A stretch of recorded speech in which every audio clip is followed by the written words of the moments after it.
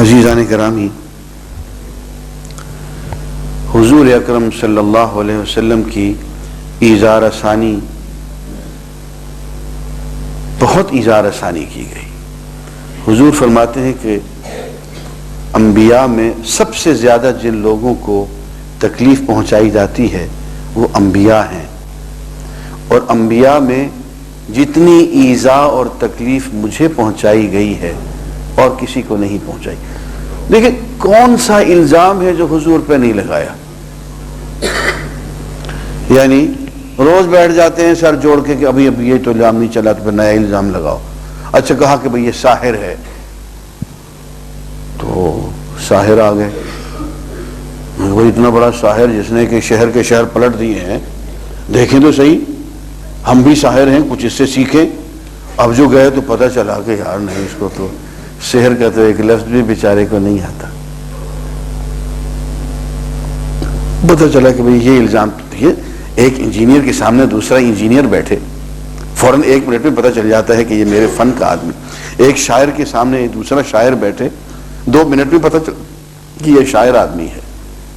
ایک ڈاکٹر کے سامنے دوسرا ڈاکٹر بیٹھا ہو، 1 منٹ میں اس کو پتہ چل جاتا ہے کہ یہ ڈاکٹر ہے۔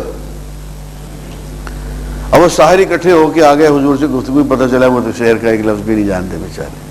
اچھا کہا کہ نہیں ساحر نہیں، یہ سحر زدہ ہے، یہ اور چھوڑ دی، مسحور ہے، سحر زدہ ہے، اور سحر زدہ ہونے کی وجہ سے اوپری اوپری باتیں کرتا ہے۔ اب وہ حضور کا ایک دوست آ گیا جو بیچارہ جھاڑ پھونک کیا کرتا تھا، بچپن کا دوست، حضور سے بہت پیار کرنے والا، اور آتا ہے اور حضور کو ایک طرف لے کے بہت پیار محبت سے کہتا ہے کہ میرے دوست مجھے بہت افسوس کہ تمہیں تکلیف ہو گئی ہے، میں سن کے بہت دور سے آیا ہوں اور میں انشاءاللہ تمہارا علاج کر کے جاؤں گا، مجھے پتہ چل گیا تمہاری تکلیف کا، یہ ظلم لوگ کیا کرتے ہیں، جادو ٹونے کیا کرتے ہیں، تو میں تمہارا علاج کر کے جاؤں گا۔ حضور اکرم صلی اللہ علیہ وسلم سے پوچھتا ہے کہ آپ کو کیا علامات ہیں، کیا آپ محسوس کرتے ہیں، آپ کو کیا تکلیف ہے؟ تو آپ فرماتے ہیں کہ میں اپنی تکلیف بیان کرتا ہوں۔ تو آپ نے خطبہ جمعہ جو ہے نا، یہ آپ نے پڑھنا شروع کیا، الحمدللہ نحمدہ ونستعینہ ونستغفرہ ونؤمن بہ ونتوکل علیہ۔ یہ خطبہ آپ نے آخر تک جب پڑھا تو اس بیچارے کی آنکھوں میں آنسو آ گئے، کہنے لگا میرے دوست ذرا ایک مرتبہ پھر سنانا۔ آپ نے پھر یہ خطبہ پڑھ کے سنایا، وَنَشْهَدُ أَن لَا إِلَهَ إِلَّا اللَّهُ وَأَشْهَدُ أَنَّ مُحَمَّدًا عَبْدُهُ وَرَسُولُهُ۔ اس نے تیسری مرتبہ کہا کہ اے محمد صلی اللہ علیہ وسلم یہی جملے ذرا مجھے پھر سنانا۔ آپ نے پھر سنا دی،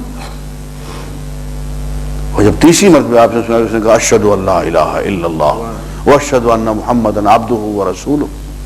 ابھی علاج کرنے آیا تھا، اپنا علاج ہو گیا۔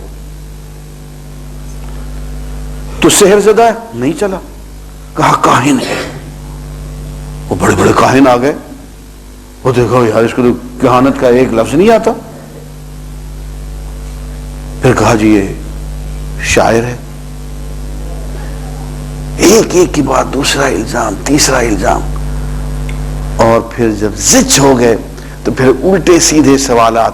اب دیکھیے سوال پہ غور کیجئے۔